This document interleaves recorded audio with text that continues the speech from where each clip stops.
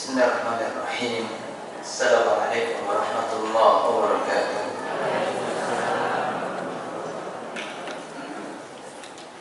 Alhamdulillah wassalatu wassalamu ala Rasulillah wa ala alihi wa ashabihi wa man wala. Rabbi shrah li sadri wa yassir li amri wahlul 'uqdatam min lisani yafqahu qawli.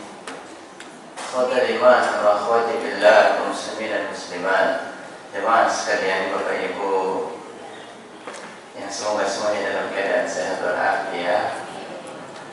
Rahimani rahimakumullah.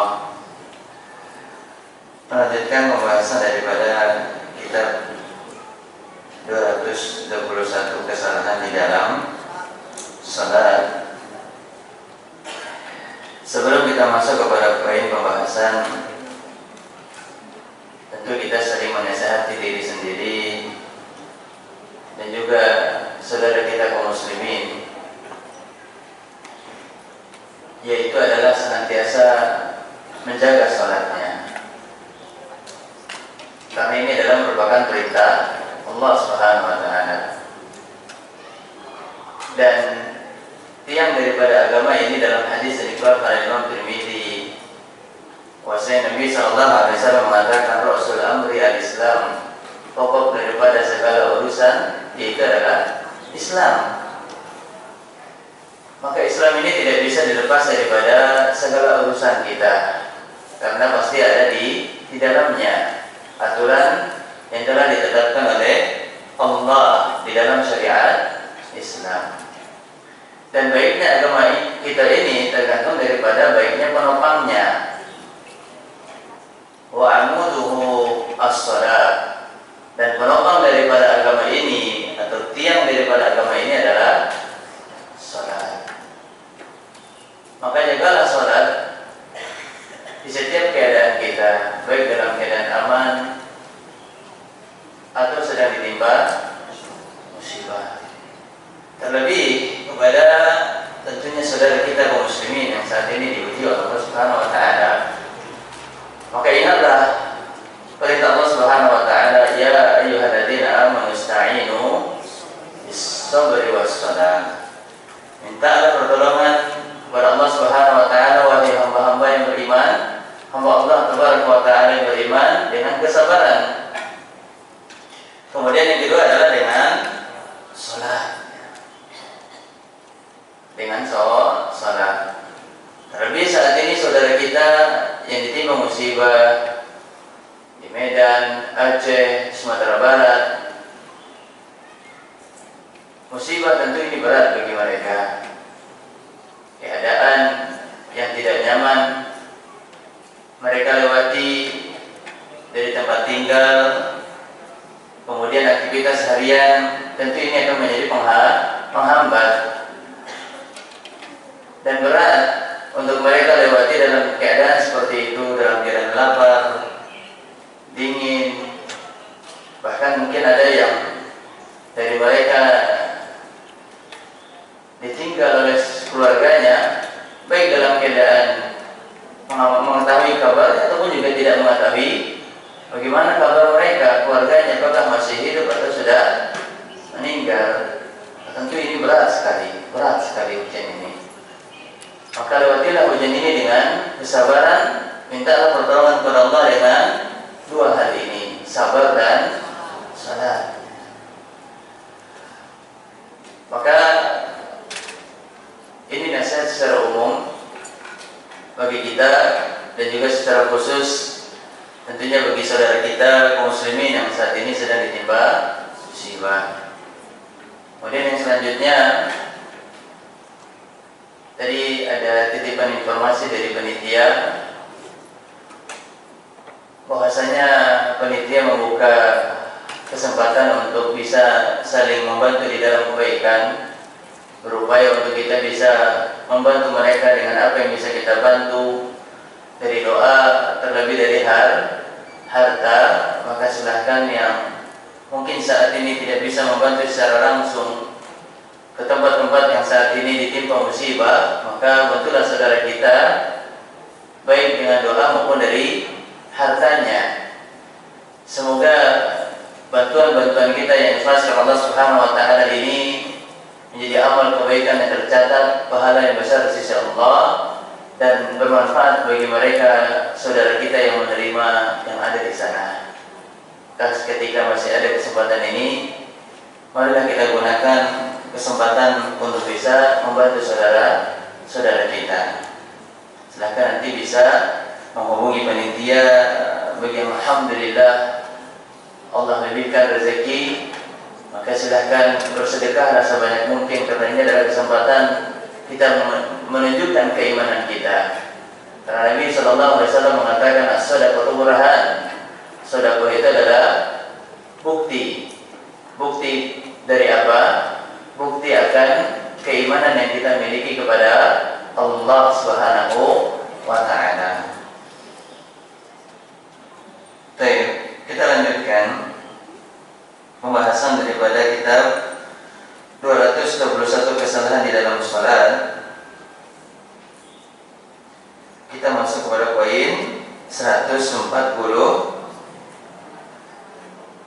ya,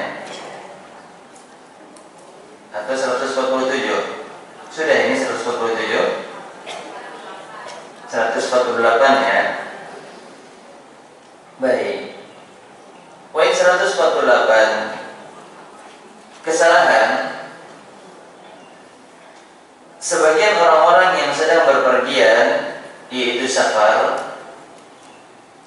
Ya, bepergian ini adalah yang perjalanan jauh, karena tidak semuanya yang namanya bepergian itu masuk dalam kategori safar. Tentu untuk menentukan kategori safar di sini terjadi silang pendapat.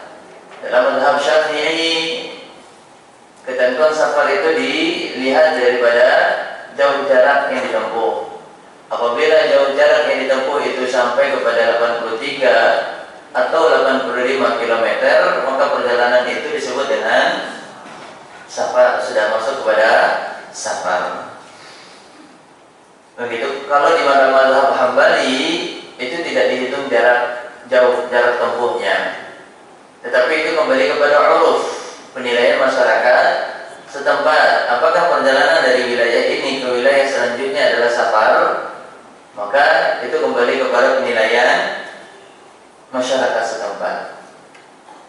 Ada lagi pendapat yang ketiga, dilihat dari hari, waktu yang ditempuh. Apakah waktu yang ditempuh tersebut memakan hari satu malam, atau pendapat yang keempat adalah 3 hari 3 malam. Kalau perjalanan tersebut memakan hari atau waktu 1 hari 1 malam atau 3 hari 3 malam, maka perjalanan tersebut masuk ke dalam kategori safar. Sehingga dari 4 pendapat ini kita mengetahui bahwasanya penentuan kategori safar di dalam perjalanan jauh itu berbeda-beda. Ya, berbeda-beda. Dan ini masing-masing memiliki dasar dalilnya. Yang intinya kembali kepada tadi disampaikan bahwasanya tidak semua perjalanan itu sudah dikategorikan safar. Ya. Karena ketika perjalanan tersebut masuk dalam kategori safar, ada hukum-hukum khusus yang berlaku di dalamnya. Di antaranya, sholatnya tersebut diperbolehkan untuk qashar, disingkat yang jumlah rakaatnya dari 4 menjadi 2. Kemudian bagi mereka yang sedang puasa wajib seperti puasa Ramadan, maka ada hukum khusus yang diberikan sebagai rukhsah oleh Allah Subhanahu wa taala kepada hambanya. Apa itu? Boleh mereka batalkan walaupun perjalanan tersebut tidaklah perjalanan yang membuat mereka letih dan capek. Apalagi dengan nikmatnya kendaraan saat ini, baik itu di bus ya, kalau dulu kan busnya Masya Allah lurus gitu ya kan, lampunya tidak bisa disandarin, ataupun juga kalau bisa sandarinnya sampai ke belakang ya, lampunya jadi dipan, jadi kasur, jadi tempat tidur. Subhanallah ya, artinya berbeda kenyamanan kendaraan saat ini dengan yang dahulu. Mungkin tidak terlalu meletihkan, apalagi sekarang ada kelas-kelasnya. kapal, perjalanan laut, perjalanan darat, perjalanan udara. Alhamdulillah saat ini transportasinya sangat nyaman. Jarang sekali orang berjalan jauh sekarang menggunakan bendi. Kalau dulu kan tiap hari Ahad aku turut kakek ke kota, ya kan ya. Ini kan safar ini menggunakan apa? Bendi. Ya. Itu ini kalau orang yang berpuasa naik bendi ya nyampe ke kota bukan untuk pergi ke pasar, ke rumah sakit, mual-mual muntah ya, untuk orang yang berpuasa. Ya maka tentu kenyamanan kendaraan sekarang ini sudah sangat berbeda, sangat berbeda. Tetapi sekalipun nyamannya kendaraan yang digunakan, namun jarak perjalanan yang dilaksanakan sudah masuk dalam kategori safar, maka dia boleh memilih, yaitu bagi yang berpuasa boleh membatalkannya atau tidak membatalkan. Kalaupun dia batalkan, maka ini menjadi rukhsah, boleh dia mengqadanya nanti di luar Ramadan sampai menjelang datangnya bulan Ramadan yang akan datang. Maka ini hukum khusus ketika kita sudah masuk dalam perjalanan yang itu masuk ke kategori safar. Maka kita lihat sekarang kasusnya apa. Sebagian orang yang melaksanakan safar, ada yang meyakini bahwasanya sholat berjamaah gugur, karena mungkin salah memahami kata rukhsah. Karena dia memahami rukhsah itu adalah keringanan, sehingga apapun yang membuat itu ringan maka masuk dalam kategori rukhsah. Di antaranya adalah sholat berjamaah. Karena mungkin kalau dia memaksakan diri atau mengupayakan diri untuk hadir di masjid melaksanakan sholat berjamaah nampaknya sulit bagi dia. Maka di sini tentu menjadi pembahasan dan catatan bahwasanya yang benar adalah sholat berjamaah itu wajib dipelihara. Nah ingat di sini ada catatannya adalah apa? Sholat berjamaahnya.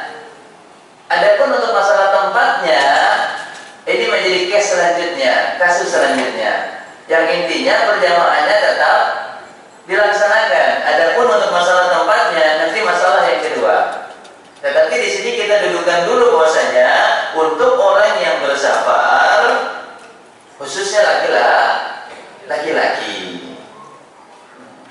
khususnya untuk laki-laki tentunya di sini, karena kita tahu hukum umumnya tentang berjamaah ini sangat ditekankan bagi laki-laki. Sewaktu bepergian atau berada di dalam rumah, jika orang-orang bepergian itu rombongan, maka mereka melaksanakan sholat dengan qashar secara berjamaah. Maka ini adab di dalam safar, yaitu adalah dianjurkan untuk melaksanakan safar dengan berombongan, jangan sendiri-sendiri. Maka mereka hendaknya melaksanakan sholat dengan qashar secara berjamaah. Ingat catatannya di sini adalah secara berjamaah, belum ditentukan tempatnya. Sedangkan jika orang yang bepergian itu cuma sendiri, maka sebaiknya dia melaksanakan sholat berjamaah. Jika imam adalah orang yang menetap, maka ikut sholat berjamaah sekarang ini sudah masuk dalam kasus tempat. Karena tidak mungkin dia bisa dikawal sholat berjamaah kalau jumlahnya cuma satu. Siapa makmumnya dan siapa imamnya? Ya, ini namanya munfarid. Sedangkan kata jamaah itu adalah jumlah yang menerangkan lebih daripada satu, dua, atau lebih daripada dua. Jika imam yang dia ikuti adalah imam yang mukim, bukan orang yang safar, dia melakukan sholat duhur bersama imam bersamanya dengan jumlah yang sama. Imamnya sholat duhur 4 rakaat, maka dia sholat 4 rakaat. Maka hendaknya musafir itu menyempurnakan sholatnya hingga 4 rakaat. Berbeda kalau imamnya 2 rakaat qashar, maka dia pun juga boleh melaksanakan 2 rakaat qashar karena keadaannya sama, yaitu sama-sama safar. Adapun jika dia musafir dan imamnya adalah mukim, orang yang menetap di tempat tersebut, maka dia wajib menyempurnakan jumlah rakaat sesuai dengan jumlah rakaat yang dilaksanakan oleh imam. Nah ini kalau imamnya mukim, makmumnya musafir. Nah sekarang kebalikannya, imamnya musafir, makmumnya mukim. Boleh atau tidak musafir menjadi imam untuk mukim? Boleh. Tapi tentunya ini bukan di masjid yang ada imam rawatibnya. Ini yang pertama. Kemudian yang kedua, kalaupun ada imam rawatibnya atas izin daripada imam rawatib dia menjadi imam. Di antara contohnya, dahulu kami pernah ketika itu kedatangan tamu yang sangat masyhur tentunya di alam ini, di dunia ini, itu Syekh Abdurrahman As-Sudais. Ketika itu datang ke kampus, alhamdulillah memberikan nasihat. Waktu sholat asar atau zuhur datang. Kemudian saya pengen menjadi imam. Ya nggak diragukan lagi tentunya, kita memberikan tawaran kepada Syekh Sudais, imam Masjidil Haram. Mana bisa imam kampus maju di belakang imam Masjidil Haram. Ini kan kalau kita lihat adab, ya mungkin aja karena kan dia mukim. Sesudah seharusnya ngikut musafir itu. Tapi kan kita tahu lah kemampuan ilmu, dan ini juga kemuliaan bagi kita, kehormatan bagi kita. Maka jadilah beliau menjadi imam. Kemudian dia musafir. Apa kata beliau sebelum mulai sholat? Nah ini menjadi adab bagi imam. Khawatirnya makmum itu lupa tentang hukum-hukum yang ada di dalam sholat, sehingga tidak mengapa sebelum sholat itu diterangkan, dijelaskan. Ya, tidak mengapa dijelaskan. Maka sudah mengatakan anak musafir, wa antum muqim, fatutim, faltukmilu. Ya, hendaknya kalian sempurnakan jumlah rakaat kalian ketika nanti aku salam di rakaat yang kedua. Maka beliau ketika duduk di rakaat yang kedua, maka beliau langsung salam. Assalamualaikum warahmatullahi, assalamualaikum warahmatullahi. Maka kami yang mungkin ketika itu langsung berdiri menyempurnakan masing-masing, tanpa nanti tiba-tiba ada dari jamaah yang maju jadi imam lagi. Nah, ini yang saya tidak tahu sampai sekarang, saya tidak tahu hukumnya kok bisa seperti itu terjadi. Karena mohon maaf, ada sebagian ormas di Indonesia ini yang saya pernah hidup bersama mereka kurang lebih 5 tahun di Jawa Barat. Nah, ini kisi-kisinya udah mulai jelas nih. Di Jawa Barat. Bekasi kan? Bekasi juga Barat, Jawa Barat, cuma lebih terkenalnya di Bandung dan sekitarnya.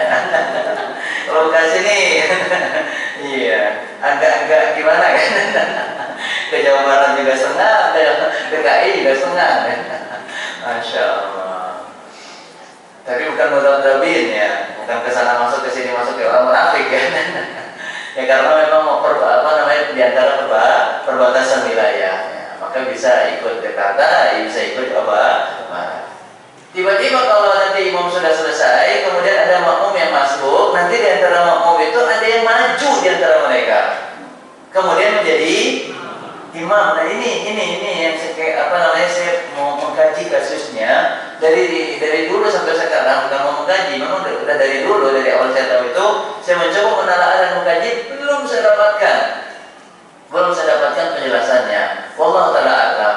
Dan kemarin kami umroh, bertemu dengan mereka, bahkan ketumnya pun juga ikut, ya, ketua umumnya. Ya, cuma saya cari-cari nggak ketemu ketuanya. Ya kalau saya jadi pembimbing, tentu saya harus ngurusi jamaah saya, gitu ya kan. Ya, akhirnya belum sempat dialog dan diskusi tentang masalah itu.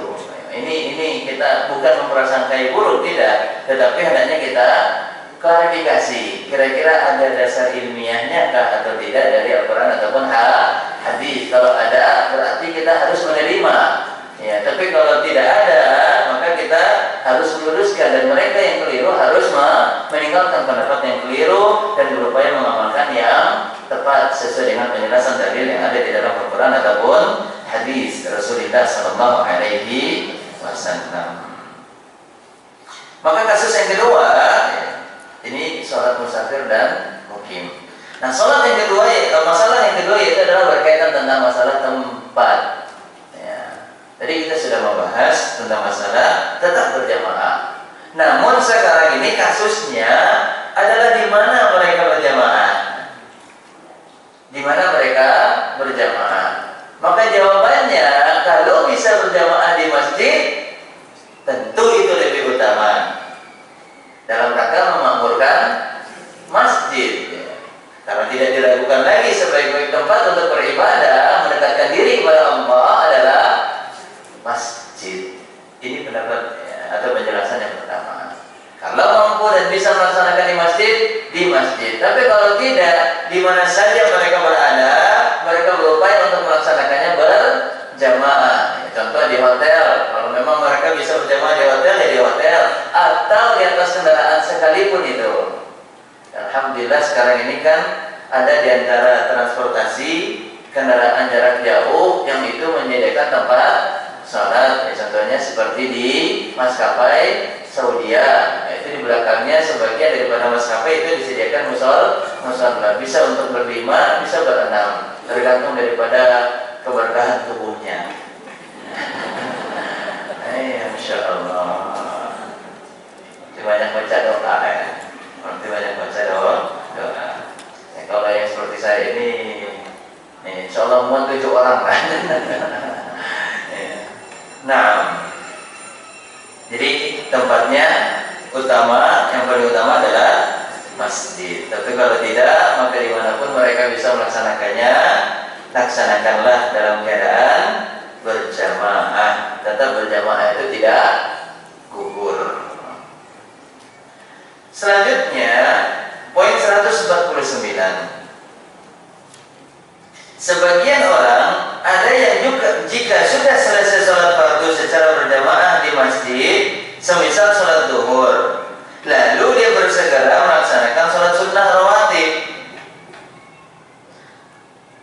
Bersegera melaksanakan sholat sunnah rawatib. Berarti apa? Dia meninggalkan di zikir. Maka tentu ini sebuah kekeliruan. Kalau bisa kita berupaya untuk zikir, walaupun itu adalah hukumnya sunnah. Ini bukan wajib. Zikir setelah sholat itu adalah sunnah. Tetapi untuk bisa menyempurnakan pahala daripada ibadah sholat kita, dan bahkan untuk bisa mendapatkan banyaknya kebaikan, luangkanlah waktu sebanyak mungkin untuk berzikir. Apalagi ini memang di waktunya berzikir. Di waktunya berzikir, maka berzikirlah. Tapi kalau memang ada kebutuhan yang mendesak, yang memang memaksakan kita untuk tidak bisa berzikir lama di masjid, maka sambil berjalan kita menuju atau melaksanakan aktivitas kita, maka tetap kita berupaya untuk berzikir. Atau bisa dilanjutkan setelah sholat dia. Kapan batas zikir setelah sholat itu di akhir waktunya, batas terakhir kita menyebutkan atau membacanya? Jawabannya, ya sampai sebelum waktu setelahnya, sampai sebelum waktu setelahnya. Tapi kalau bisa dekat dengan waktunya, waktu sholat fardunya, maka tentu itu lebih baik. Sama seperti soal zikir pagi, zikir petang. Zikir pagi kapan waktu soal ininya terakhir membacanya? Ya sampai menjelang zuhur. Tapi kalau bisa sebelum sampai syuruk atau sampai syuruk, maka tentu itu lebih baik, karena keutamaan zikir itu segera untuk kita bisa raih. Fastabiqul khairat. Maka di antara upaya kita untuk bisa ri'una bil khairat adalah menyegerakan untuk menuntaskan zikir tersebut, karena kemuliaan dan kebaikan yang ada dari zikir tersebut. Bisa menenangkan hati, pahalanya banyak, mengampuni dosa, dan keutamaan-keutamaan yang lainnya.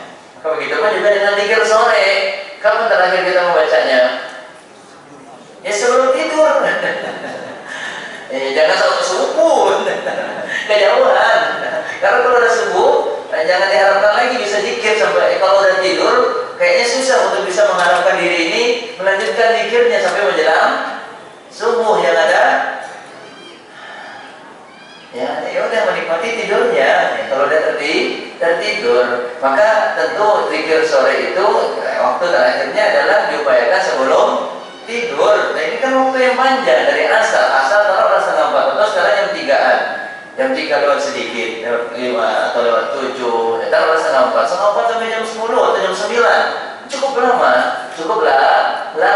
karena ada zikir yang memang itu dibaca di sore hari, ada juga yang dibaca di malam hari. Bisa kita lanjutkan nanti sebelum tidur. Tapi kalau bisa zikir-zikir yang kita baca di waktu sore hari itu kita tuntaskan dekat dengan waktu salat asar sampai menjelang maghrib, tentu itu lebih baik. Ini menyegerakan yang namanya perbuatan baik, karena kita nggak tahu setelah maghrib apakah kita masih ada kehidupan lagi atau tidak, ada kesempatan lagi atau tidak. Lisan ini untuk berzikir kepada Allah Subhanahu wa taala. Wasari'u ila maghfiratin min rabbikum. Bersegeralah, di dalam Quran surat Ali Imran ayat 133. Bersegeralah untuk meraih ampunan Allah. Dan di antara upaya meraih ampunan Allah bagaimana caranya? Zikir. Wadzakirin Allah katsiran wadzakirat. Di dalam Quran surat Al-Ahzab Allah Subhanahu wa taala menerangkan laki-laki dan perempuan yang banyak mengingat Allah Tabaraka wa taala, yang banyak menyebut atau berzikir kepada Allah, a'addallahu lahum maghfiratan wa ajran 'azima. Allah akan sediakan baginya ampunan. Laki-laki yang banyak berzikir, begitu pun juga dengan perempuan, maka di antara keutamaannya adalah mendapatkan ampunan. Dan untuk mendapatkan ampunan kita diperintahkan bersegera. Wasari'u. Maka kalau memang bisa disegerakan menuntaskan zikir, jangan ditunda-tunda. Apalagi jiwa kita ini paling mudah untuk disenggol dengan futur. Bukan kena futur, senggol futur. Senggol dikit langsung oleng ya. Wah, katanya istiqomah khatam Quran ya. Senggol dikit futur. Tarik nafasnya panjang, subhanallah. Maka kalau bisa kita tuntaskan zikir, itu tentu itu lebih baik. Tapi tiba-tiba ketika dia melaksanakan salat sunnah rawatib, ada seorang yang bermakmum kepadanya, ya, kepada orang yang tidak melaksanakan salat fardu. Maka seketika itu orang yang sedang salat sunnah menjauhkan makmum tadi dengan isyarat tangan untuk memberitahukan bahwasanya hal tersebut tidak diperbolehkan. Ini kadang-kadang luar biasa kita apa itu? Memberikan fatwa dari diri sendiri. Dan itu bukan hanya untuk diri sendiri, dari diri sendiri untuk diri sendiri, tapi itu berlaku untuk orang lain. Nah ini yang ajibnya. Dia mengeluarkan fatwa dari diri sendiri untuk diri sendiri, terkadang juga memberikan fatwa tersebut kepada orang lain, padahal dia bukan ahlul ilmi. Subhanallah. Maka ketika kita sholat sunnah ba'diyah, bolehkah makmum itu ikut bergabung dengan kita untuk sholat fardu? Boleh. Makmum boleh berbeda niat dengan imam. Dia boleh ikut numpang, ya, tanpa harus menepuk sebenarnya. Nah ini yang sampai saat ini saya belum tahu tepuk menepuk itu syariat sunnah ini dari mana? Ya tepuk. Iya kalau orangnya nggak rata pasti tepuk. Lah kalau tepuk kaget, terus rata ngomong kucing atau ngomong apa gitu, kalimat yang di luar sholat, maka itu bisa membatalkan sholatnya atau tidak? Walaupun dalam keadaan tidak sengaja, tanpa ada niat untuk mensengajakan mengucapkan kalimat tersebut, maka sholatnya dipastikan batal. Yang nggak ada kata-kata aja itu bisa membuat pahalanya berkurang. Senyum gitu. Ya, itu bisa membuat pahalanya berkurang. Tiba-tiba dia senyum sendiri. Padahal imam yang dibacain ayat siksa neraka. Nah ini dia, ada konektivitas sambungan hati nih dengan telinga. Udah terbiasa telinganya nggak dengerin, ya pas yang dibacain nggak nyambung, subhanallah. Maka boleh, dan saya nggak tahu sampai tepuk seperti itu, nggak tahu saya sebenarnya. Kemudian dan mesti juga harus diambil dari makmum yang masbuk. Nah, ini menjadi catatan juga ini. Nampaknya pembahasan di sini kalau tidak salah ada itu dibahas oleh penulis. Jadi makmum masbuk kan kalau ada rakaat yang belum selesai, kemudian imam sudah salam, maka dia menyempurnakan rakaat yang dia belum selesai. Maka dia bertakbir, Allah Akbar, tiba-tiba di belakang ada yang pengen bermakmum, mengangkat dia menjadi imam. Boleh nggak seperti itu? Boleh. Tiba-tiba nanti dia merubah niatnya yang awalnya dia salat sendiri untuk menyempurnakan jumlah rakaat yang belum terselesaikan, kemudian dia menjadikan dirinya menjadi imam karena ada yang mau bermakmum. Boleh. Cuman kalau memang ternyata ada lagi yang lain kaum muslimin yang sudah tertinggal sholat bersama imam rawatib, maka lebih baik jangan makmum yang masbuk itu yang dijadikan sebagai imam. Buat shop sendiri, angkat imam kemudian sholat berjamaah, itu tentu lebih rapi, lebih tertib. Karena kalau makmum yang ditepuk, yang makmum masbuk, sedangkan posisinya kan kadang-kadang nggak menentu, di tengah, di pojok kiri, di pojok kanan. Nah kalau dia di pojok kanan, tentunya terus posisi makmumnya di mana? Geserin imam dong. Geser. Jadi repot imamnya. Imamnya udah di pojok. Udah nempel sama tembok. Dan dia pengen berdiri di samping imam, otomatis kan sebelah kanan. Nah sekarang nggak ada posisi di sebelah kanan karena udah paling pojok. Mau nggak mau, imam lah yang digeser. Nah, dan yang menjadi kekeliruan terkadang ada lagi yang makmumnya di sebelah kiri. Padahal harusnya makmum sebelah kanan kalau sholatnya berdua. Kecuali kalau sholatnya sudah bertiga, yang makmumnya ada 2, 3, maka di tengah dan bisa dipanjangkan di sebelah kanan. Mulai dari tengah kemudian ke kanan. Seperti itulah cara soft makmum yang tepat. Maka kalau bisa, ini kalau tidak salah fatwa dari Syekh Shalih Fauzan, seingat saya Al-Fauzan hafizahullah taala yang saat ini menjadi ketua fatwa Saudi Arabia, beliau mengatakan tidak sepatutnya makmum itu yang makmum masbuk dianggap menjadi imam. Kalau memang ternyata jamaah muslimin banyak yang tertinggal sholat berjamaahnya, maka mereka ambil siapa yang menjadi imam, kemudian mereka sholat berjamaah. Tentunya imamnya di depannya diletakkan sutra untuk menjaga kenyamanan dia di dalam pelaksanaan ibadah tersebut agar tidak dilewati oleh yang lain. Dan jangan di tepi pintu. Orang mau keluar masuk, akhirnya keluarnya lewat jendela. Subhanallah. Ya maksudnya apa? Ya jangan. Artinya posisi sholat itu juga dicari posisi yang nyaman untuk yang lainnya yang makmum. Karena mereka pun juga punya hajat kebutuhan untuk keluar dari masjid, sehingga saling memudahkan. Tentu itu harus diperhatikan. Karena apa? Makmum masbuk kalau ditepuk, takutnya nanti ada lagi makmum masbuk di belakangnya. Tepuk lagi, makmum masuk lagi, tepuk lagi, makmum pojok. Ya karena lama-lama kan ke belakang. Ya, sampai kedua ada yang masbuk, ternyata dia jadi imam lagi. Ternyata datang lagi yang masbuk, tepuk lagi, datang lagi di belakangnya yang masbuk. Selesai sholat, datang lagi, subhanallah. Akhirnya sampai ke belakang. Nah ini dia di antara hal yang dinasihatkan oleh Syekh Shalih Fauzan Al-Fauzan hafizahullah taala. Yaitu kalau memang kita ternyata banyak yang masuk, maka ambil atau pilih siapa yang akan menjadi imam, kemudian sholat berjamaah. Kalau ternyata tidak ada, maka dibolehkan jamaah yang sedang melaksanakan sholat sunnah rawatib itu diambil dan diangkat menjadi imam. Nah yang sholat sunnah rawatib itu sudah dia sholat sunnah rawatib 2 rakaat, adapun yang makmum nanti dia menyempurnakan dengan jumlah rakaat yang dia belum selesaikan. Jika ada, nah ini yang benar adalah jika ada seorang masuk masjid setelah dilaksanakannya sholat fardu secara berjamaah, lalu dia mendapati seorang sedang sholat sunnah, maka dia boleh bermakmum kepadanya dengan niat melaksanakan sholat fardu. Sehingga orang yang melakukan sholat sunnah itu menjadi imam, sedangkan orang yang melakukan sholat fardu menjadi makmum. Dan ini diperbolehkan menurut sekumpulan ulama. Maka dibolehkan orang yang melakukan sholat fardu bermakmum kepada orang yang melaksanakan sholat sunnah, dan sebaliknya.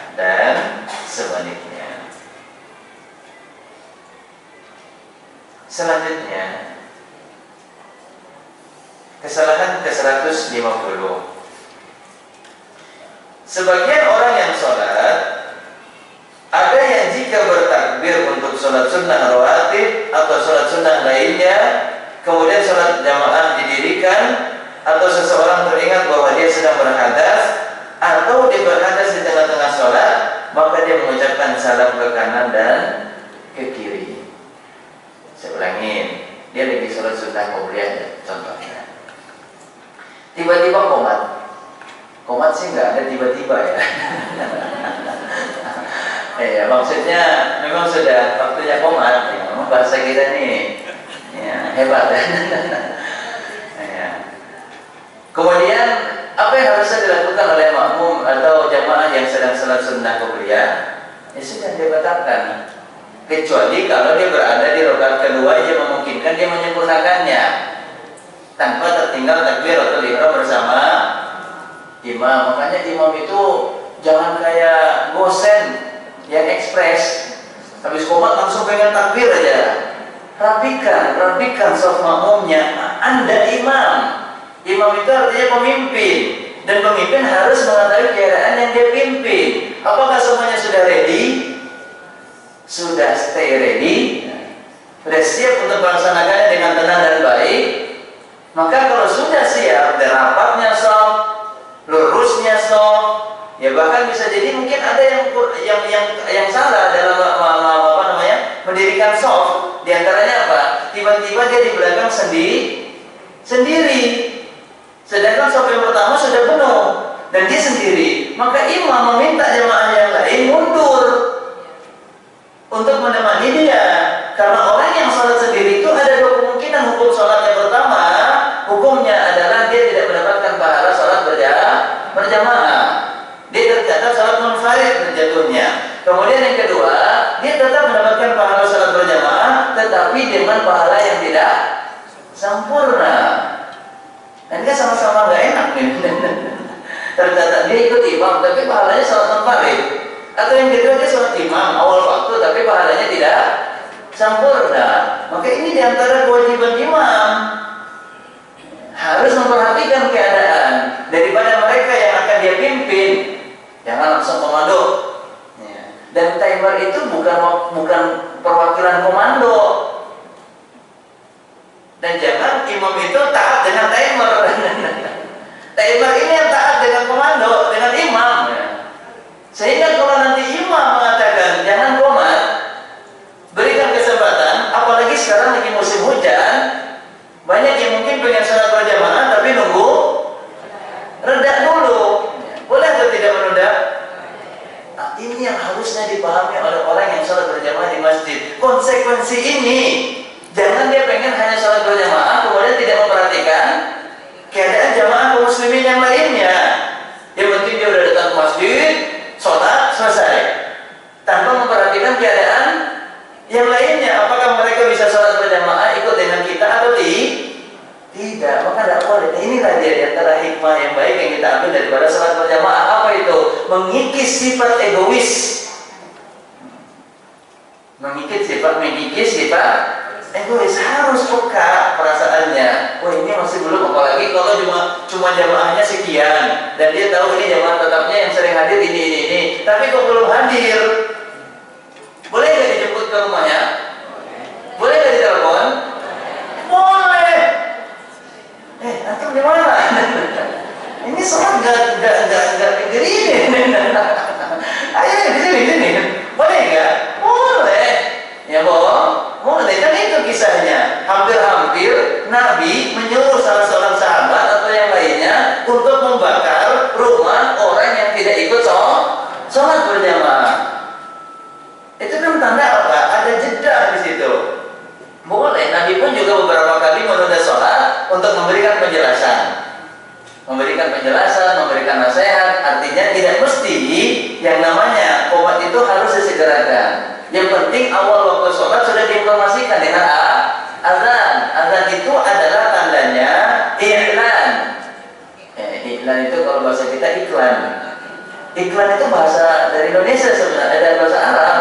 Mungkin ainnya kurang fasih ya. Iklan susah, iklan susah ya. Iklan, iklan, iklan, iklan. Jadinya iklan deh. Ya udah iklan deh. Subhanallah. Iklan, ini iklan. Bahasa Arab iklan artinya adalah informasi. Dan azan itu artinya adalah iklan, menginformasikan bahwasanya waktu sholat itu sudah masuk, bukan menginformasikan sholat itu sudah ditegakkan, tidak. Adapun informasi sholat itu ditegakkan dengan iqamah, dan lama iqamah itu tergantung daripada imam, bukan dari permintaan makmum. Mam, sholat kita, imamnya dipaksa. Anda yang imam atau makmum? Ya kata imamnya, ya lu Anda yang jadi imam. Subhanallah. Maka ngangkat imam itu nggak asal nembak ya. Ini kita kebiasaan nembak sih. Iya. Maju. Fadol. Nggak ada yang namanya imam itu fadol. Allah. Dan ini ada kisah menarik yang disampaikan oleh Ustaz Firanda, Allah Taala. Silahkan mungkin jemaah dengan mencari diri sendiri silakan. Iya. Ada kisahnya salat yang dilewati oleh Dr. Firanda Allah Taala, yang tiba-tiba imamnya itu maju menjadi imam, tapi dirasa ada kekeliruan dan kesalahan. Apa dilakukan oleh Dr. Firanda? Imamnya ditarik ke belakang dulu yang maju. Apa masalah yang terjadi? Ya selamat mencari. Masya Allah. Maka dakwah imam itu menasal tunjuk, menasal dorong, apalagi main ukurnya dari ketebalan dan panjangnya jenggot. Antum lebih panjang deh. Oh enggak, panjang jenggot kita sama, antum lebih berubah. Nah, ini nggak ada satu pautnya tentang masalah urusan imam. Imam itu pertama kiroahnya, bacaannya, kemudian ilmunya tentang kaifiyah sholatnya. Tidak ada satu pautnya tentang tampilan. Wah, antum lebih tua, itu nanti itu ada. Kalau yang untuk masalah umur ada, tapi itu nomor sekian. Tetapi yang paling utama, yang pertama adalah dari segi bacaannya, kemudian yang kedua dari segi pengetahuan dia di dalam pelaksanaan sholat, apalagi secara umumnya tentang sunnah Rasulullah Shallallahu Alaihi Wasallam. Nah, Masya Allah. Jalan ruangan kedap suara masih terdengar juga ya. Masya Allah. Coba dicorek. Ya. Mungkin ada koordinasi atau koordinator bisa menghampiri ke sana. Tidak apa-apa. Karena dulu pernah kami memberikan kajian di sekolah. Terus ya nasihat sebelum berbuka puasa. Tahu-tahu di masjid yang ada di dekat itu baru jam 5, belum jam 5:30 mendekati azan, udah putar murotal. Atau bukan murotal, ada yang seperti bacaan-bacaan sebelum sholat lah gitu. Ini kan lama waktunya. Subhanallah. Akhirnya kami minta ke salah satu pengurus sekolah untuk datang ke masjid untuk menghimbau, minta izin agar bisa dikecilkan, karena kami pun juga ada kebutuhan. Oh seperti ini kan suara saya harus kencang loh.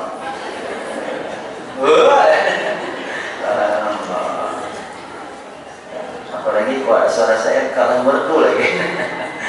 Kurang menderu ya. Nah, maka ini adalah merupakan kesalahan apabila ternyata kita membatalkan sholat sunnah ketika sudah iqamah, atau ketika di dalam sholat, tengah-tengah sholat kita batal berhadas. Maka cara membatalkannya dia dengan salam. Assalamualaikum warahmatullahi wabarakatuh. Maka ini salah. Artinya kalau membatalkan ya sudah, turunkan tangan, itu sudah tanda membatalkan. Itu kembali kepada niat. Jadi dia turunkan tangan karena memang hatinya itu sudah ingin membatalkan, karena tadi tadi dia berhadas, mungkin buang angin atau kebelet pipis, pengen kamar mandi, sehingga kita tidak boleh menahan buang hajat. Ini juga diantara hal yang harusnya diperhatikan. Ya, kalau memang ternyata buang hajatnya sudah sangat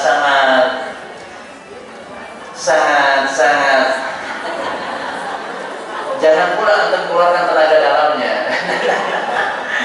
Ya, ya sudah buang, memang buang hajat.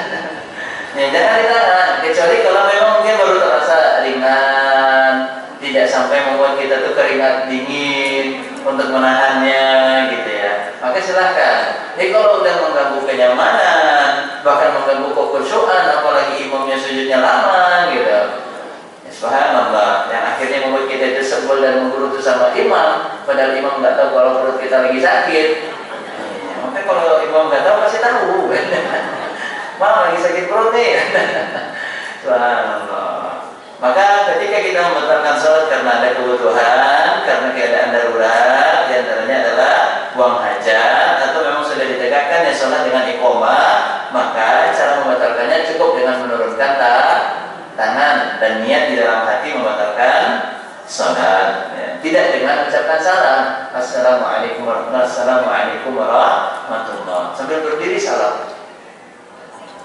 Maka ini salah. Ya sudah, kalau lagi sujud atau lagi ruku, lagi tidak, kemudian tiba-tiba kebelet, atau ditegakkannya sholat, maka langsung saja kita batalkan.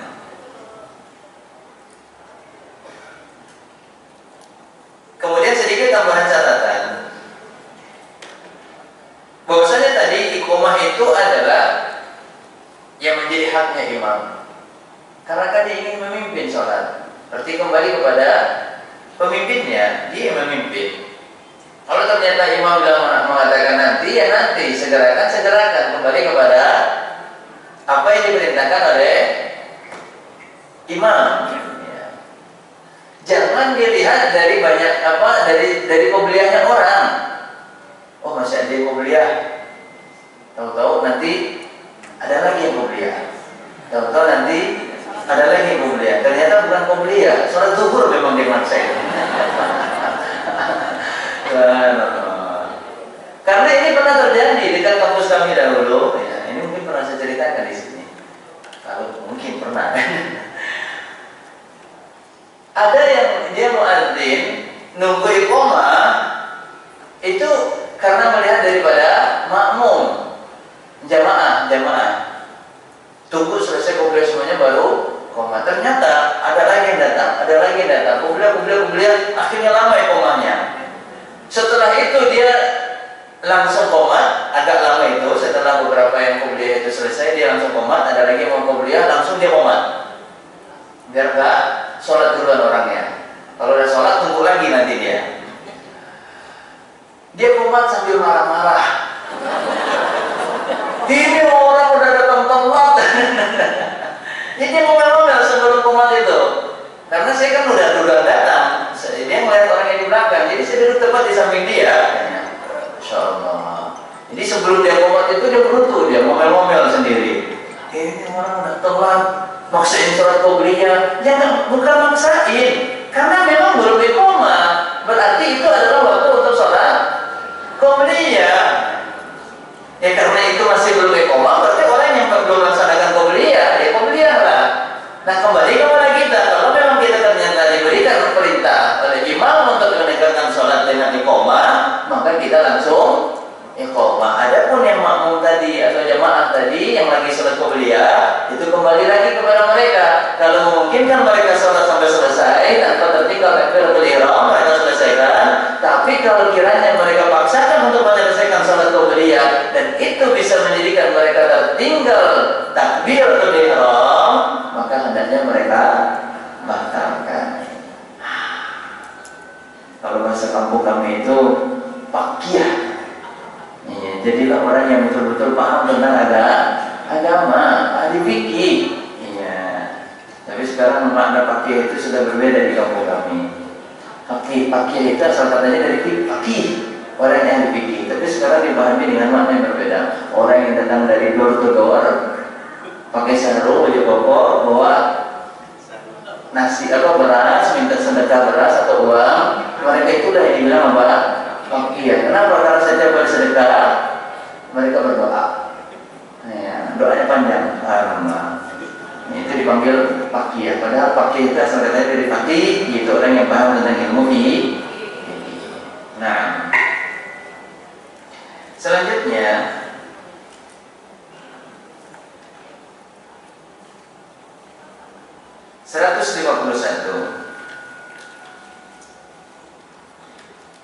kesalahan sebagian imam ada yang memanjangkan bacaan kunut pada bulan Ramadan yang membuat makmum merasa kesal dan keberatan.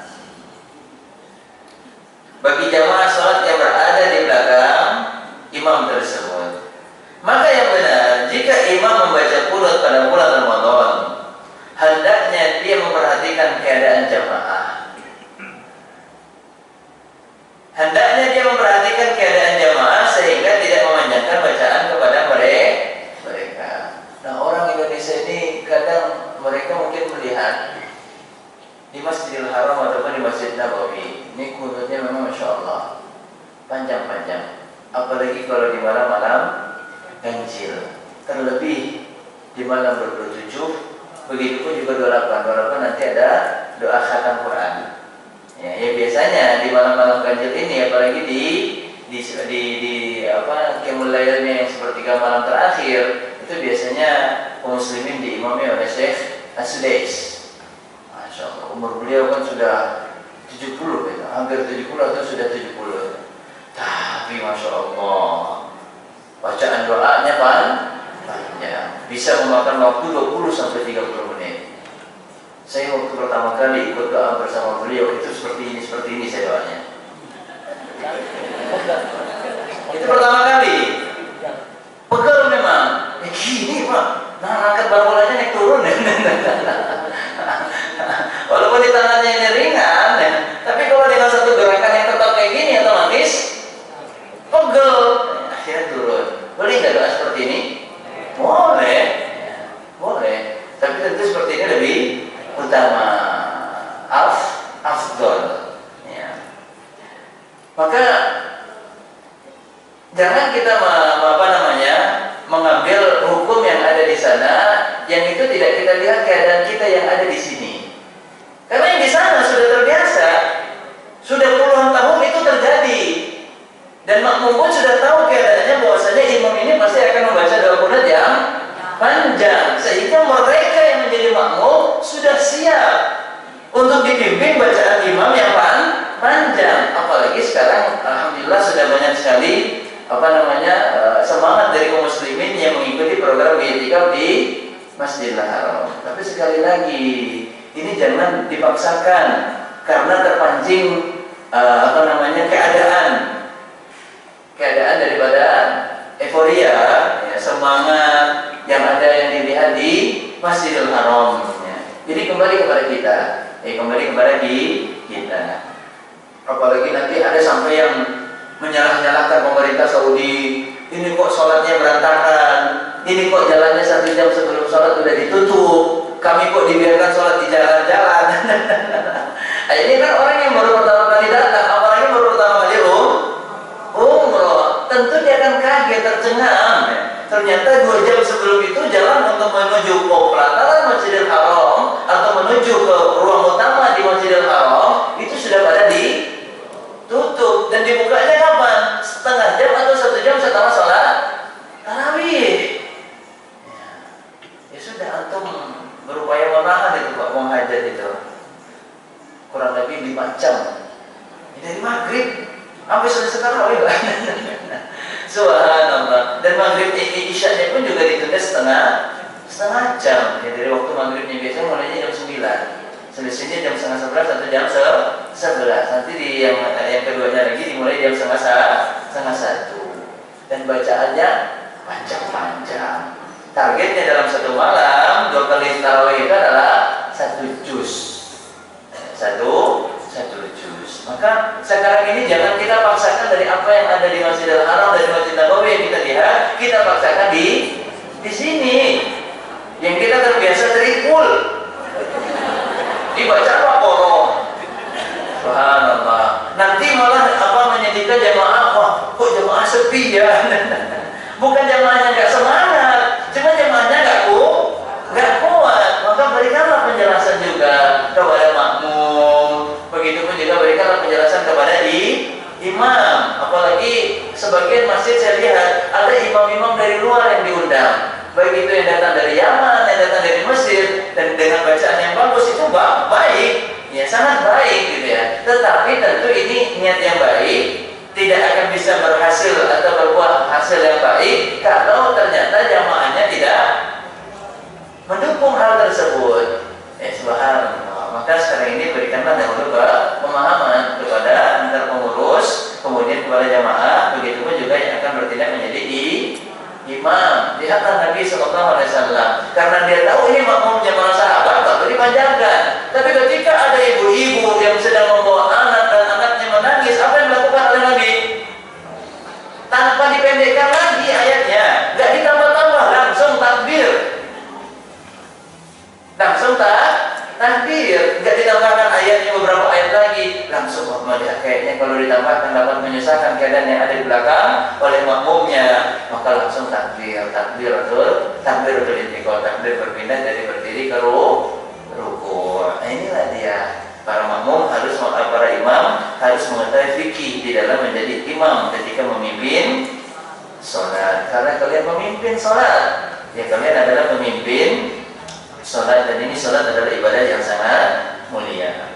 Maka kalau memang ternyata makmumnya kuat untuk bisa dilaksanakan, mengajak mereka doa yang panjang, berdiri yang panjang, silahkan. Tapi kalau tidak, jangan dipaksakan. Kemudian yang selanjutnya, apalagi mohon maaf, ini mungkin ada sedikit tambahan yang kami lihat, ada doa-doa yang dirama-iramakan seperti layaknya tilawatul Quran. Doa beda dengan tilawah. Kalau tilawah memang kita diperintah untuk memperindah suaranya. Tapi kalau doa tidak, kita harus dengan hati, dengan suara yang memang atau cara pengucapannya berbeda. Doa meminta bukan berdendam.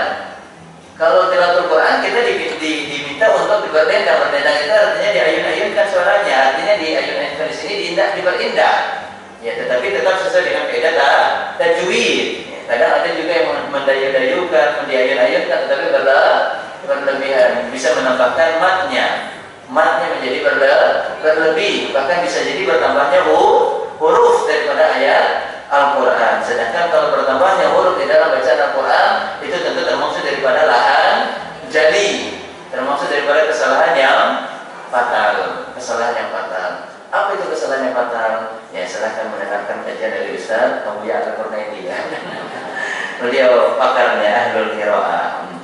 Nah, selanjutnya ya lahan itu artinya ini lagi-lagi diambil bahasa yang kita gunakan, kesalahan itu diambil dari bahasa Arab, kesalahan.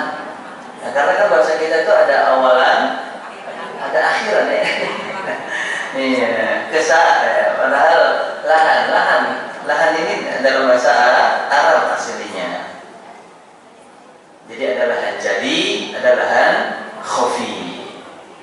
Apa jelasan selanjutnya tanya ke guru tajwidnya ya. Maka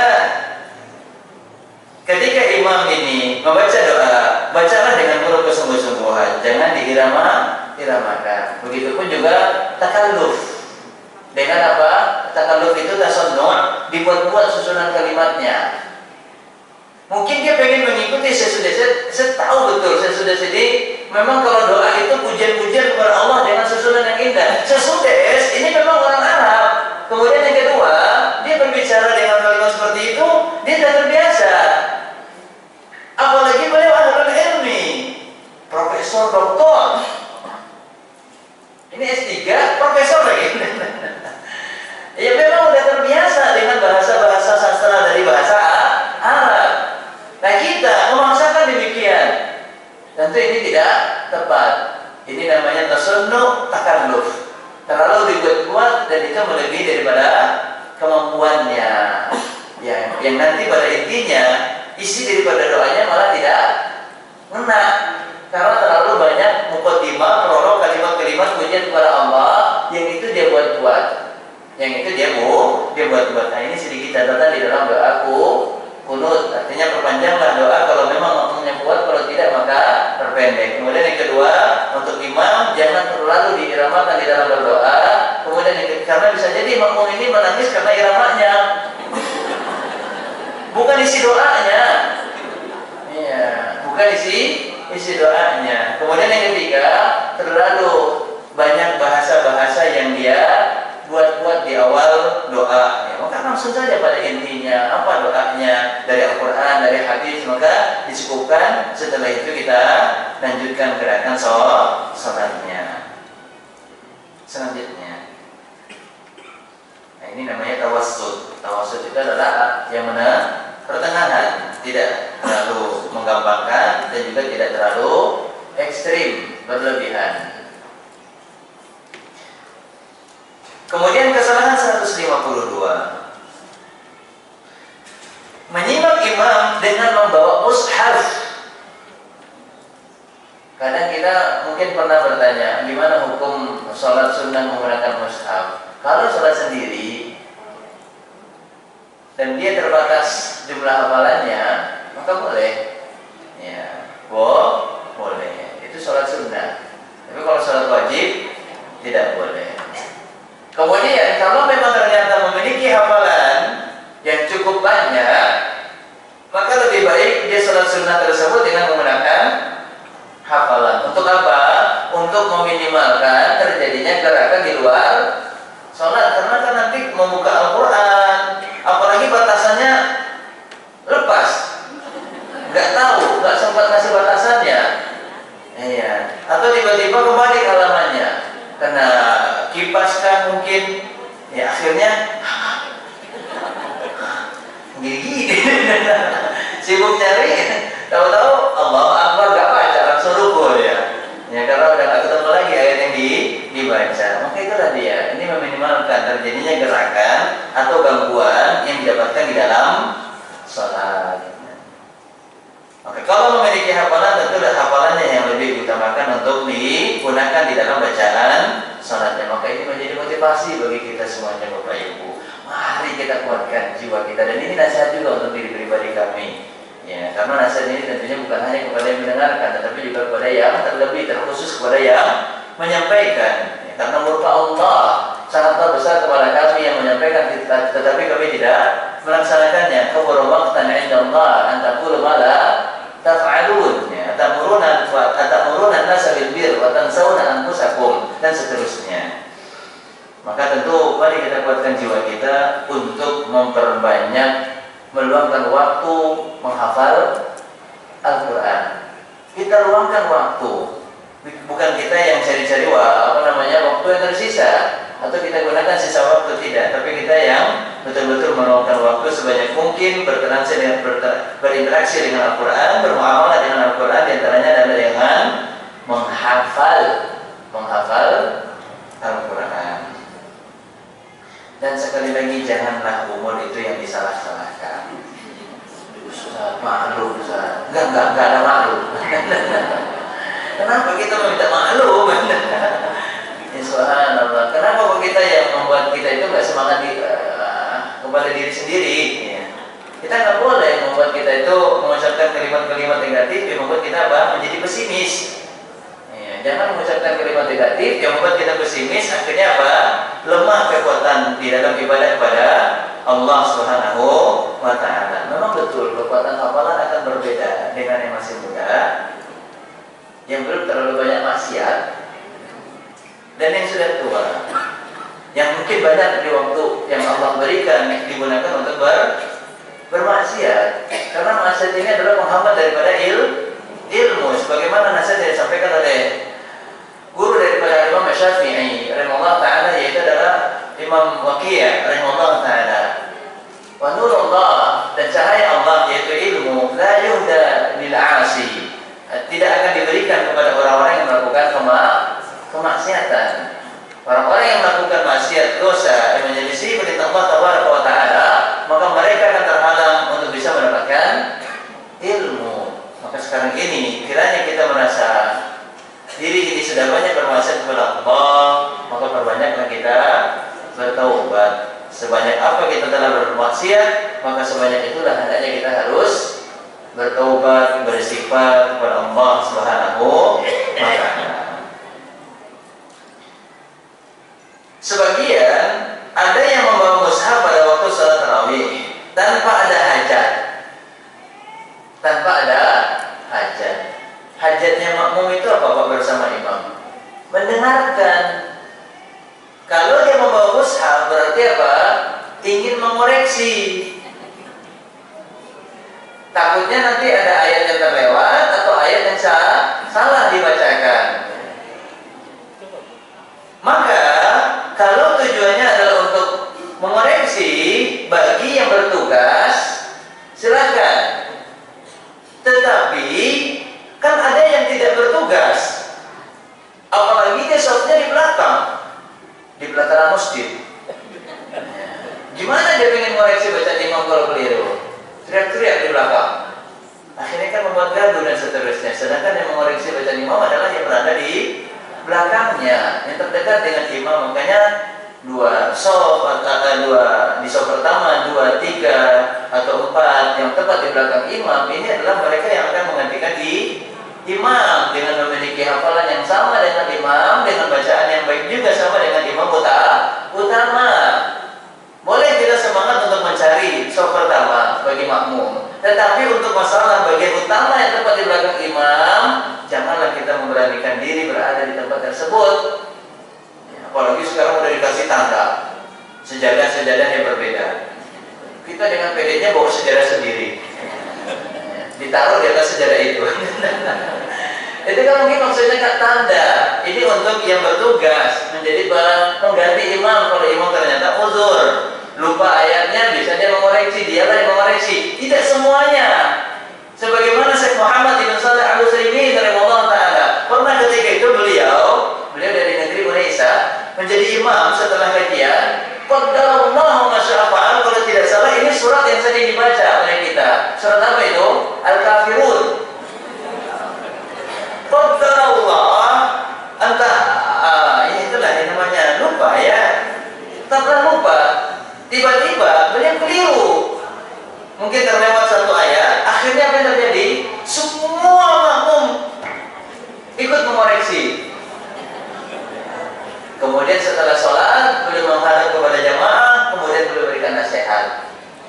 Ini bukan mengoreksi namanya ini. Kalau bahasa yang orang Betawi mah gebukin.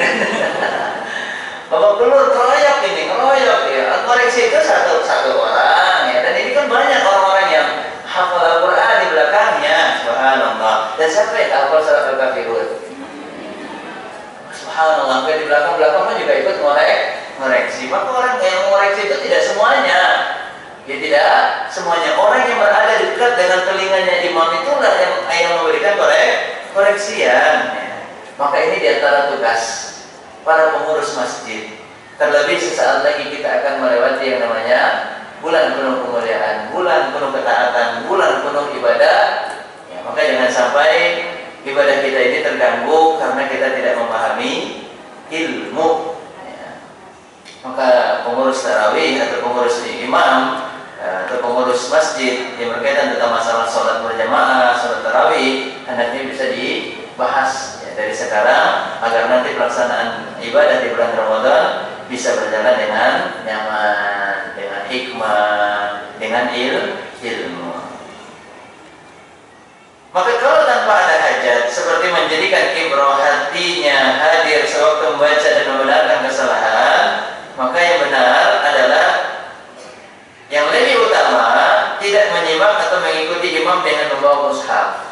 Ya, kalau memang mau menyimak, ya sudah menyimak. Kecuali kalau memang ada tujuannya, ada kebutuhannya, ada hajatnya, mengoreksi bacaan imam karena dia bertugas, ya, dan seterusnya. Maka itu tidak dianjurkan. Kecuali bila ada hajat tadi, mengingatkan bahwa orang yang menyimak itu akan meninggalkan beberapa sunnah. Di antaranya, dia tidak bisa melihat tempat sujud. Ini kan sunnah di dalam sholat. Tertinggallah orang yang sholat memegang mushaf untuk melaksanakan apa? Sunnah.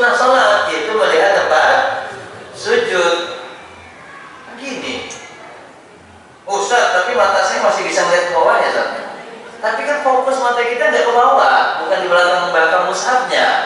Ya, tapi tetap di mushaf. Walaupun memang jarak tangkap mata kita ini bisa ke samping-sampingnya bisa tertangkap, tapi kan tidak fokus. Sehingga bisa jadi dia terluput daripada sunnah salat, diantaranya tidak melihat tempat sujud, diantaranya tidak bisa meletakkan tangan kanannya di atas tangan kiri, dan ini bersedekap termasuk daripada sunnah. Kemudian dia tidak bisa melengkapkan dua tangannya ini sewaktu rukuk. Ya, otomatis Al-Quran akan terpegang. Ya, bagi Quran kecil. Ya. Otomatis dia tidak bisa memegang kedua lututnya ketika rukuk karena adanya Al-Quran. Kemudian begitupun juga dengan sujud. Sujudnya kan jadi kurang khusyuk. Al-Qurannya mau taruh di mana? Di lantai. Kan merasa nggak sopan dia. Taruh di samping kanan. Takutnya ketutup.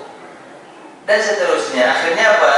Membuat kita itu tidak khusyuk dengan gerakan sholat dan bacaan yang kita baca di dalam sholat. Ya. Bahkan ada lagi yang meletakkan Al-Quran di ketiak. Nah, ini ada penulisnya. Ini riset yang teliti ya. Ya. Syekh Shalih Fauzan memandang hal itu tidak boleh.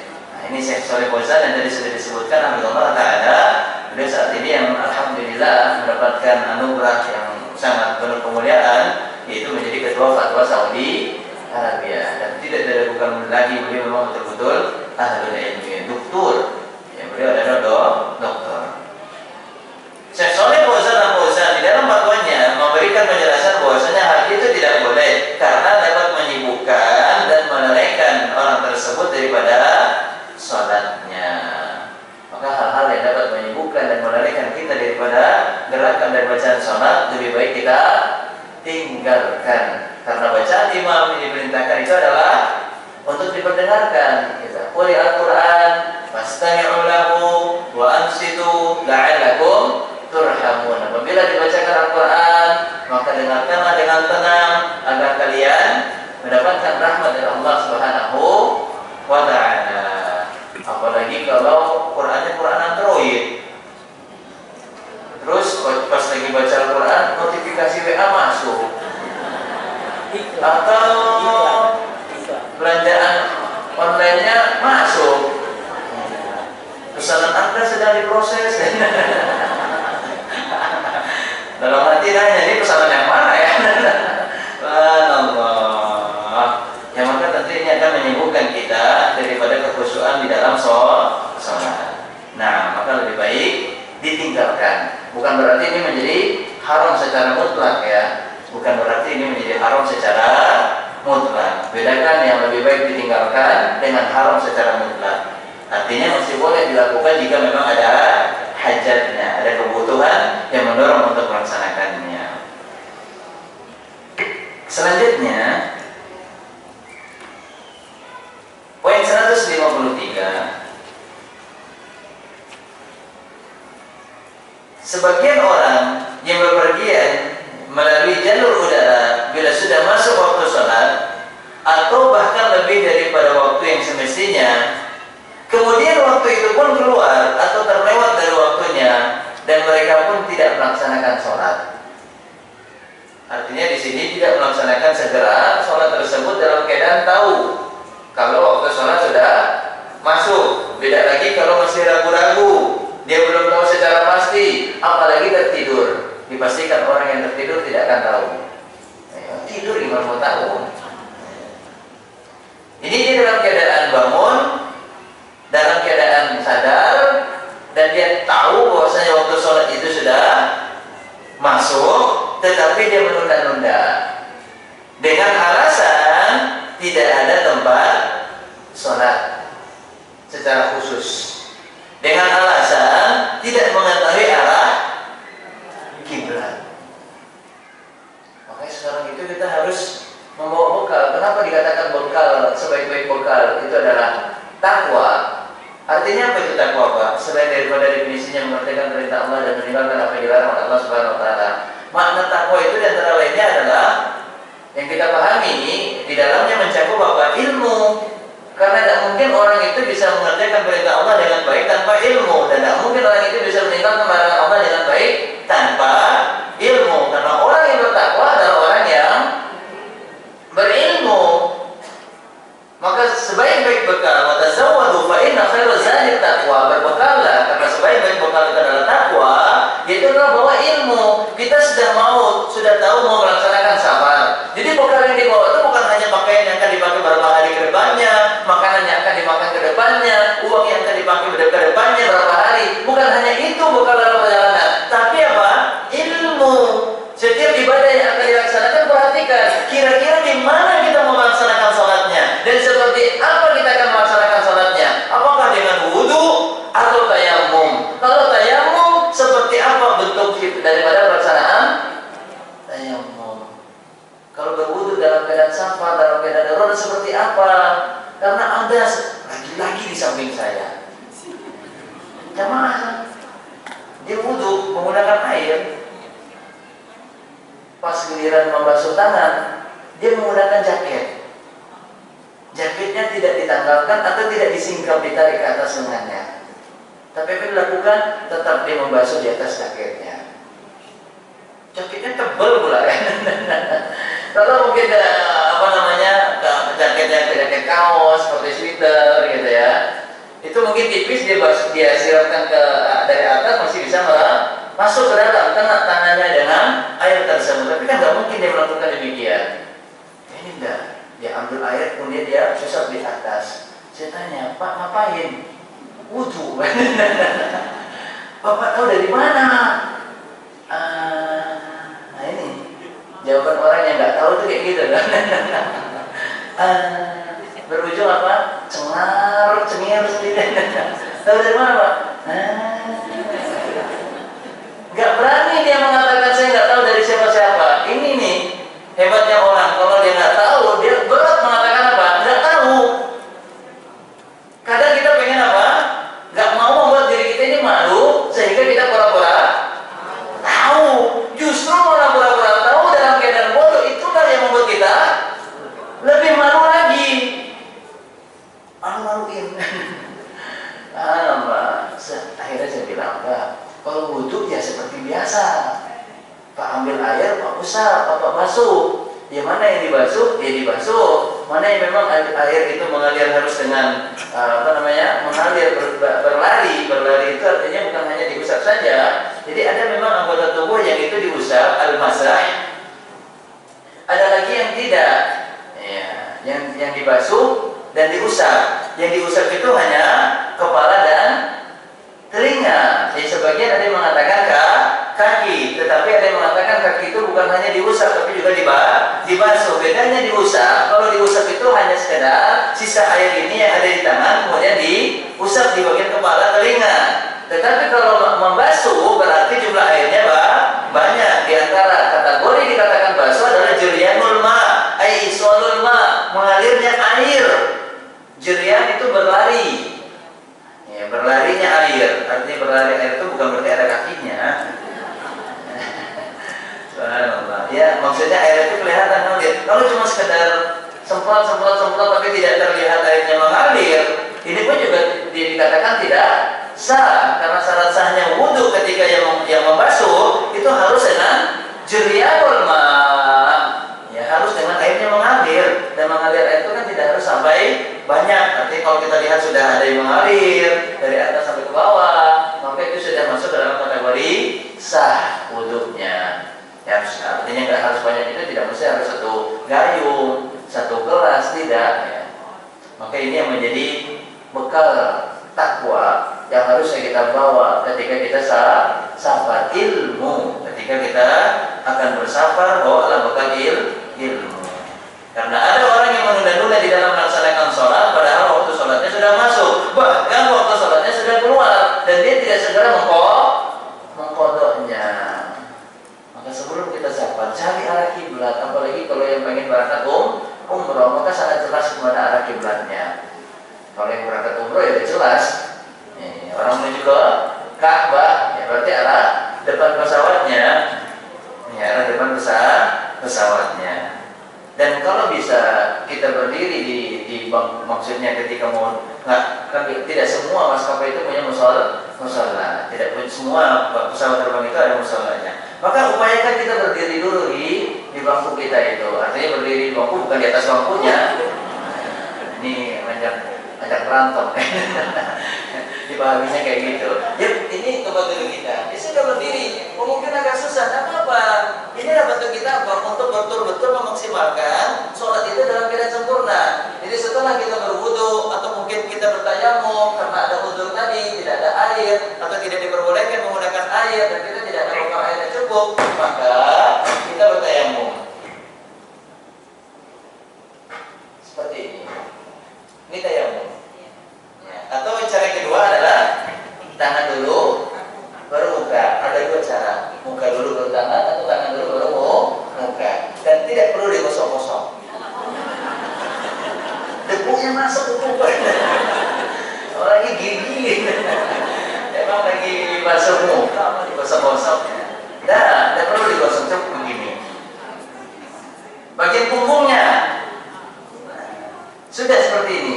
Enggak juga sampai ke siku.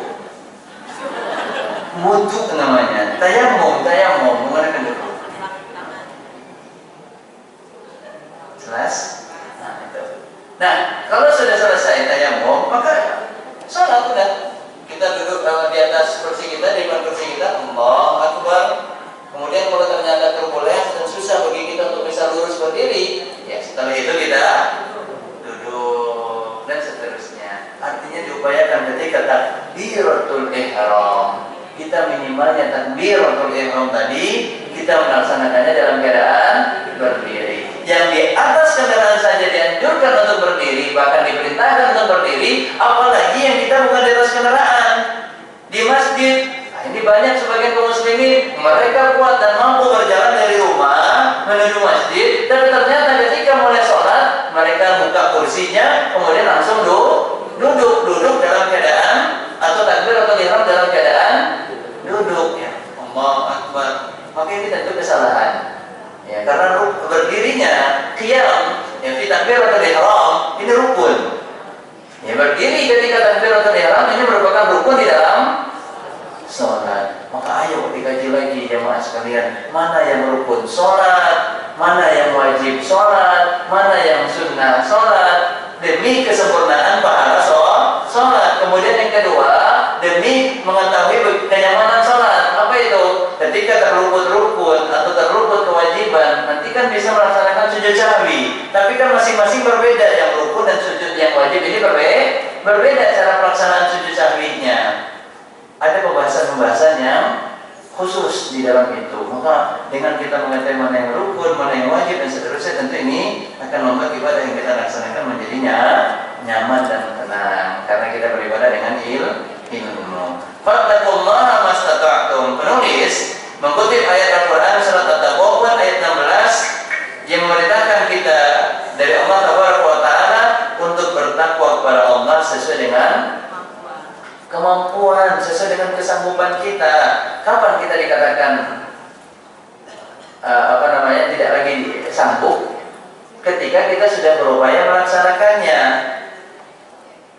Berdiri takbiratul ihram sanggup, tapi pas giliran rukuknya mungkin tidak sanggup karena terkendala dari tempat, tidak ada kursi, sehingga membuat kita sujud atau rukuk tidak bisa. Maka cara rukuk dan sujud bagaimana caranya? Cukup dengan imak. Imak itu bukan nyimak ya. Imak itu adalah dengan isyarat kepala. Ini ketika sudah merukuk, kita turunkan tangan, Allahu Akbar, Sami'allahu liman hamidah, Allahu Akbar. Sudah seperti itu. Ya, tidak juga harus sampai nunduk badannya. Apalagi sebagian ada yang saya lihat meja kursi yang ada di depannya itu dia buka. Kemudian ketika sujud ditaruhlah keningnya di atas mejanya. Alhamdulillahnya jamaahnya jauh dari saya. Tapi tertangkap sama mata saya. Ngapain ya? Ini kan sholat dalam keadaan berbeda. kita itu harus di atas sana, yaitu adalah ketika memang kita dalam keadaan normal. Adapun dalam keadaan di atas kendaraan, tentu ini bukan dalam keadaan normal, sehingga ada berlaku khusus hukumnya. Allah Ta'ala ada wa a'lam. Maka sampai di sinilah di poin ke-153. Bagaimana hukumnya dengan azan irama yang mendayung? Boleh, tetapi tidak sampai berlebihan. Bahkan sangat dianjurkan adalah yang azan memiliki suara yang bagus, karena ini sebagai syiar. Ini sebagai syiar. Bagaimana wudhu di kendaraan yang mana air tidak bisa dialirkan dengan banyak?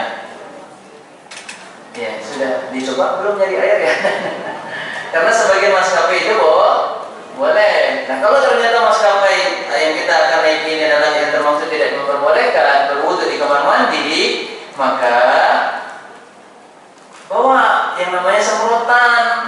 Itu tadi, tazawwadu berbekal wa tazawwadu fa inna khairuz zadi taqwa. Di antaranya adalah bekal ilmu. Perhatikan keadaan ibadah kita nanti di kendaraan seperti apa. Bahkan sebagian daripada mazhab Syafi'i dan mazhab yang lainnya yang bertayamum, yang mengambil rukhsah bertayamum tidak berwudu, bahkan mereka ada yang melazimkan membawa debu dari bumi ke udara. Maksudnya ketika kita sedang naik kendaraan pesawat, ya sebagian pendapat demikian. Begitu kehati-hatian, dikhawatirkan tidak ada debunya. Ya. Sa'id, dan itu adalah turab itu adalah debu, dan debu kalau kita tepuk nggak ada. Apa ini? Ke kursi, di jendela, apalagi di pesawat yang dibersihkan sebelum penerbangan, disedot kotoran-kotorannya, divakum kotoran-kotorannya. Di mana debunya? Nah, ini dia. Sebagian mazhab itu ada yang tegas dalam rangka apa? Ihtiyati, dalam rangka kehati-hatian demi kesempurnaan tayamumnya di dalam ibadah kepada Allah Subhanahu wa taala. Selanjutnya,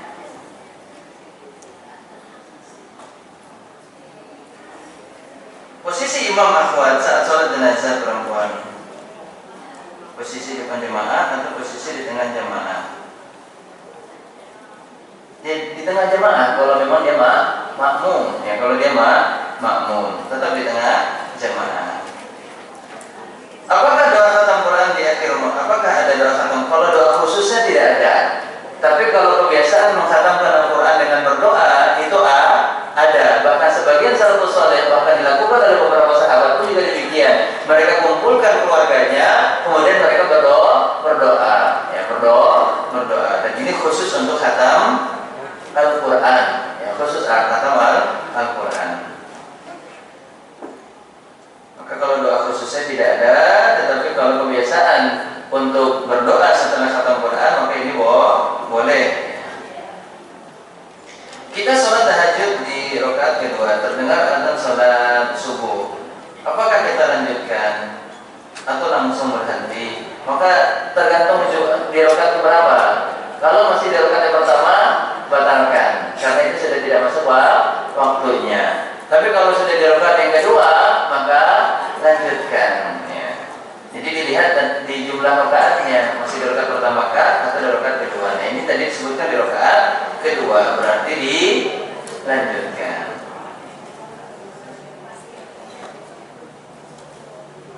Apakah hukumnya sholat dengan menggulung rambut dan pakaian? Hukumnya makruh. Ya, hukumnya makruh. Untuk pakaian lengan tangan jangan dilipat. Begitupun juga dengan rambut, karena ini termasuk daripada yang dianjurkan untuk dilepas. Ya, lepas ikatannya. Begitupun juga untuk perempuan. Boleh mengikat untuk merapikan, tetapi untuk perempuan mengikatnya jangan sampai seperti sanggul, ya pundak unta. Maka ini termasuk daripada yang dilarang.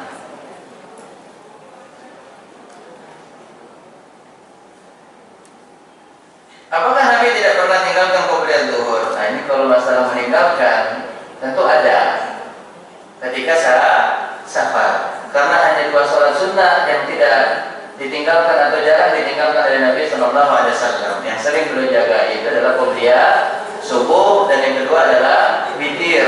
Witir sekalipun dalam keadaan safar. Adapun untuk dalam keadaan mukim, tentu mana yang bisa dilaksanakan oleh Nabi Sallallahu Alaihi Wasallam akan dilaksanakan. Dan apakah hadisnya sahih? Jawabannya iya. Berkaitan tentang masalah qobliyah 4 rakaat salat zuhur, maka hadisnya sahih, dan ini banyak dikutip oleh para ulama. Di antaranya adalah Al-Ustaz Yazid Ibn Abdul Qadir Jawas rahimahullah taala di dalam bukunya Amalan Sunnah Setahun. Ya, ada buku beliau yang cukup tebal, kumpulan amalan-amalan sunnah dalam setahun. Itu silakan dimiliki oleh jamaah. Baik, nampaknya saya tidak bisa membahas semua pertanyaan karena terbatasnya waktu. Semoga pertemuan kita ini diberkahi oleh Allah. Semoga ilmu yang telah kita pelajari menjadi bermanfaat. Allah terus memperbaiki ibadah kita dan diterima. Dan semoga saudara-saudara kita yang sedang tertimpa musibah, Allah segera angkat musibahnya. Allah segera berikan banyak limpahan kebaikan dan keberkahan. Semoga kita semuanya selalu dalam lindungan Allah hingga didapatkan dalam keadaan husnul khatimah. Subhanakallahumma bihamdika asyhadu an la ilaha illa anta astaghfiruka wa atubu ilaik. Jazakumullahu khairan. Assalamualaikum warahmatullahi wabarakatuh.